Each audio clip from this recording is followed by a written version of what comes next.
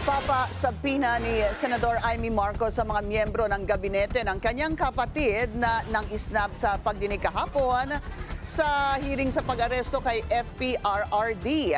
Walang dumalo sa Senado dahil sa executive privilege. Pero ano nga ba ito? Nagbabalik si Hannah T.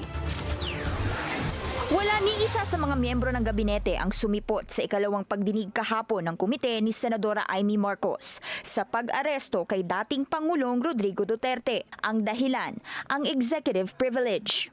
Mukhang natatakot ang lahat na magtestigo. Kaya magpapasabi na po ako, hayaan po ninyo ako na sana pirmahan ni Senate President Cheese Escudero. Pero di pa pinipirmahan ni Senate President Cheese Escudero ang subpoena request. Kahit na una ng hiniling ni Senadora Amy na ihain ng subpoena kina Lieutenant General Arthur Cordura ng Philippine Air Force at Prosecutor General Richard Fadulion ng DOJ. Sabi ni Escudero, dapat idaan muna ang mga ito sa legal review ng Senado. Ang huling gusto kong mangyari, sa gitna at sa kabila ng napakarami ng kaguluhan sa ating bansa, ay dagdagan pa ito sa pamamagitan ng isang constitutional crisis kaugnay ng subpoena sa kabilang banda at invocation ng executive privilege sa kabilang banda. Ang executive privilege matagal nang tinatanggap bilang parte ng separation of powers ng gobyerno. Hindi ito nakasaad sa konstitusyon, pero pinatibay ito ng mga desisyon ng Korte Suprema.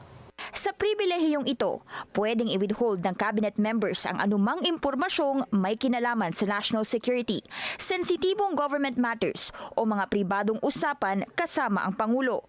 Halimbawa ang kaso ng Neri versus Senate noong 2008. Dito tumanggi si dating NEDA Chief Romulo Neri na ilahad ang pag-uusap nila ni dating Pangulong Gloria Macapagal Arroyo tungkol sa isang kasunduan. Ipinataw sa kanya ng Senado ang contempt o pagkadetine, pero kinatigan siya ng Korte Suprema. Sabi ng SC, pwede ang miyembro ng gabinete na tumangging humarap o sumagot sa mga tanong kung saklaw ito ng executive privilege. Gaya rin ito ng desisyon sa kasong Ermita versus Senate noong 2006 sa administrasyon pa rin ni Arroyo. Dito pinaglaban ng palasyo na pwede nilang pigilan ang pagdalo ng mga opisyal sa Kongreso. Ang executive privilege ay lehitimong proteksyon ng ehekutibo, pero hindi ito absolute. Dapat may matibay na batayan at malinaw na paggamit.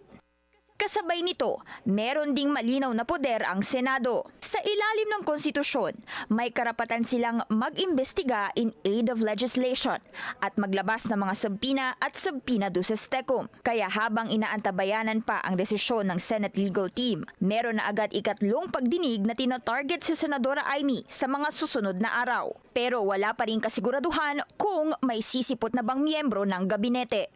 Para sa agenda, Hannah T. Billionario News Channel.